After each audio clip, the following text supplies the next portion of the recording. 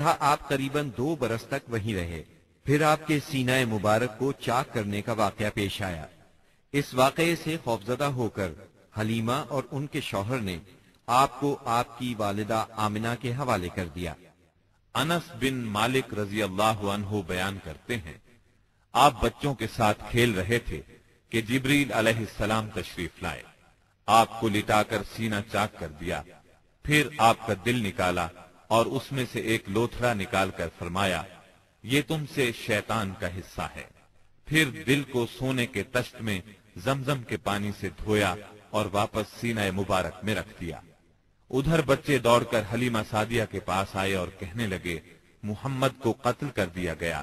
وہ لوگ فوراً آپ کے پاس پہنچے، دیکھا کہ رنگ اترا ہوا ہے۔ سیدنا انس کا بیان ہے کہ میں نبی اکرم صلی اللہ علیہ وسلم کے سینے پر سلائی کا نشان دیکھا کرتا تھا۔ اس واقعے کے بعد آپ کو مکے پہنچا دیا گیا اور آپ نے اپنی ماں کے سایہ محبت میں اپنے خاندان کے اندر کوئی 2 برس گزارے۔ پھر والدہ، دادا اور ام ایمن کے ساتھ مدینہ منورہ کا سفر کیا، جہاں آپ کے والد کی قبر بھی تھی اور دادا کا ننھیال بھی تھا۔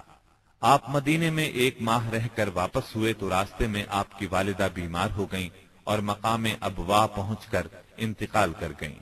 انا للہ و انا الیہ راجعون۔ انہیں وہیں دفن کیا گیا۔ اب بوڑھے عبد المطلب آپ کو لیے مکے پہنچے۔ ان کے دل پر آپ کی والدہ کی وفات کی وجہ سے گہرا اثر تھا۔ آپ کے لیے ان کے دل میں ایسی محبت پیدا ہوئی کہ خود ان کے اپنے بیٹوں کے لیے ویسی محبت نہ تھی۔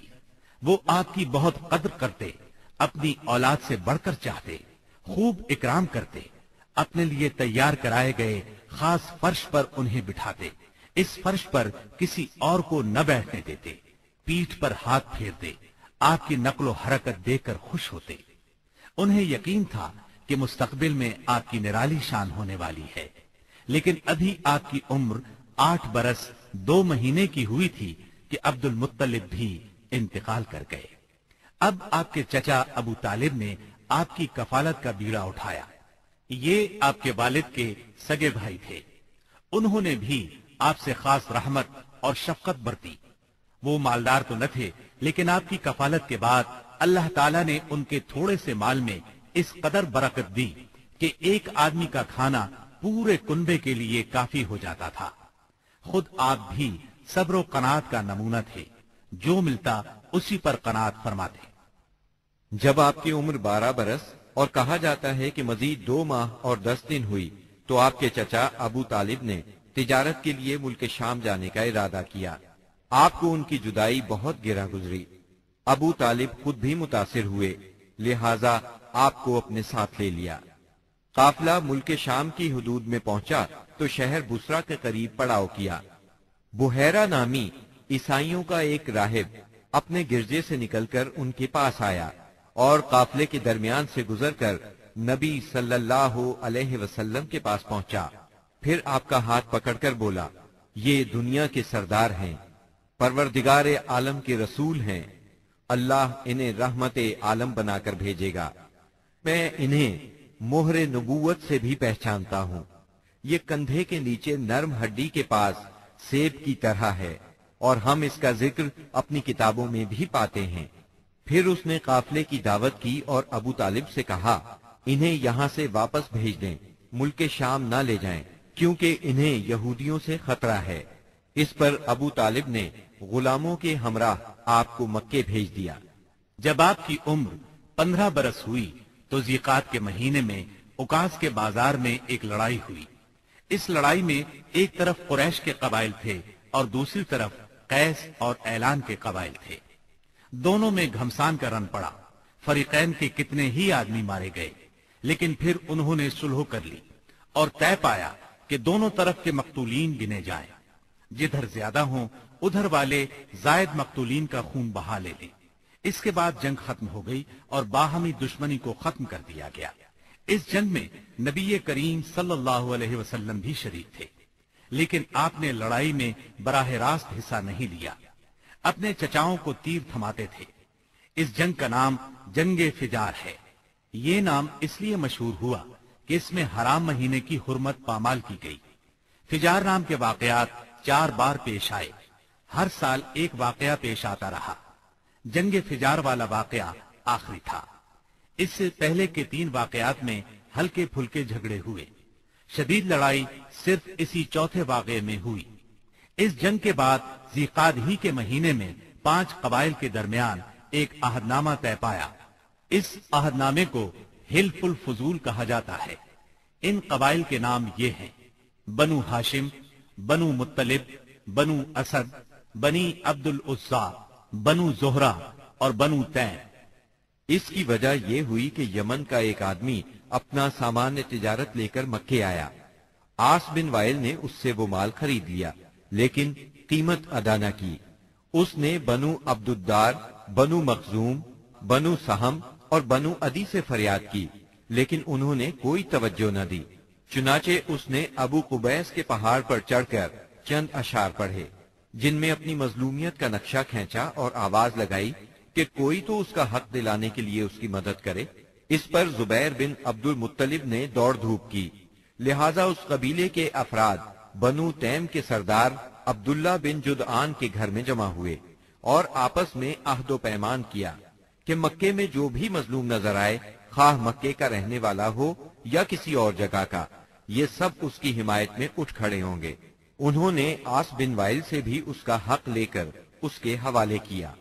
اس عہد و پیمان میں آپ بھی اپنے چچاؤں کے ساتھ تھے۔ نبوت سے سرفراز ہونے کے بعد آپ فرمایا کرتے تھے، میں عبداللہ بن جدعان کے مکان پر ایک ایسے معاہدے میں شریک ہوا کہ مجھے اس کے بدلے سرخ اونٹ بھی پسند نہیں، اور اگر میں اس کے لیے اسلام کے دور میں بلایا جاتا تو ضرور جاتا۔ نبی اکرم صلی اللہ علیہ وسلم یتیم پیدا ہوئے اور اپنے دادا پھر چچا کی کفالت میں رہے۔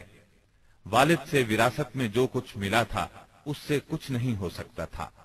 چنانچہ جو ہی آپ ہلکے پھلکے کام کرنے کے لائق ہوئے، اپنے رضائی بھائیوں کے ساتھ دیار بنی سعد میں بکریاں چرانے لگے۔ پھر جب مکہ معظمہ آئے تو وہاں بھی چند قیرات کے عوض اہل مکہ کی بکریاں چرائیں۔ قیرات 1 دینار کا 20واں یا 24واں حصہ ہوتا ہے، جس کی قیمت اس زمانے میں بمشکل 80-90 روپے سمجھ لیں۔ کم عمری میں بکریاں چرانا انبیاء کی سنت ہے۔ ایک بار عہد نبوت میں آپ نے فرمایا، کوئی بھی نبی نہیں گزرا مگر اس نے بکریاں ضرور چرائیں۔ پھر جب آپ جوان ہو گئے تو تجارت شروع کی۔ بعض روایات کی روح سے آپ صائب بن ابی صائب کے ساتھ مل کر تجارت کرتے تھے۔ آپ تجارت میں بہترین ساتھی تھے، لین دین کے معاملے میں لڑتے جھگڑتے تھے، نہ بحث کرتے تھے۔ تمام معاملات میں آپ حد درجے امانت دار، سچے اور پرہیزگار مشہور تھے۔ زندگی کے سبھی میدانوں میں آپ کا یہی طریقہ تھا۔ اسی بنا پر آپ کا لقب ہی امین مشہور ہو گیا تھا۔ ان تمام وجوہات کی بنا پر آپ کی شہرت سن کر سیدہ خدیجہ نے آپ کو تجارت کے لیے اپنے مال کی پیشکش کی۔ وہ عزت اور مال دونوں لحاظ سے قریش کی ایک معزز خاتون تھی۔ لوگوں کو اجرت دے کر اپنا مال تجارت کے لیے بھیجا کرتی تھی۔ اس پیشکش کے ساتھ انہوں نے یہ بھی کہا کہ وہ آپ کو سب سے اچھی اجرت دیں گی۔ چنانچہ آپ نے ان کے غلام میسرہ کے ساتھ شام کا سفر کیا، وہاں خرید و فروخت کی۔ اس خرید و فروخت میں بہت زیادہ نفع ہوا، اس قدر برکت ہوئی کہ پہلے کبھی اتنا منافع نہیں ہوا تھا۔ شام سے آپ مکہ واپس آئے اور سیدہ کی امانت انہیں سونپی۔ سیدہ خدیجہ نے امانت اور برکت کا یہ حال دیکھا تو حیرت زدہ رہ گئیں۔ ادھر میسرہ نے بھی آپ کی باتیں انہیں بتائیں۔ تب سیدہ نے محسوس کر لیا کہ انہیں ان کی مراد مل گئی ہے۔ چنانچہ انہوں نے آپ سے اپنی سہیلی کے ذریعے سے شادی کی خواہش ظاہر کی۔ انہوں نے سیدہ خدیجہ کے چچا عمرو بن اسد کو پیغام بھیجا۔ اس طرح بات طے ہوئی۔ نکاح کا خطبہ ابو طالب نے پڑھا، اس میں اللہ کی حمد و ثنا کی، پھر آپ کے فضل و شرف کا ذکر کیا۔ اس کے بعد ایجاب و قبول کے الفاظ کہے اور مہر بیان کیا۔ یہ ملک شام کے سفر سے واپسی کے 2 مہینے اور چند دن بعد کی بات ہے۔ اس وقت آپ کی عمر 25 سال تھی और सैयद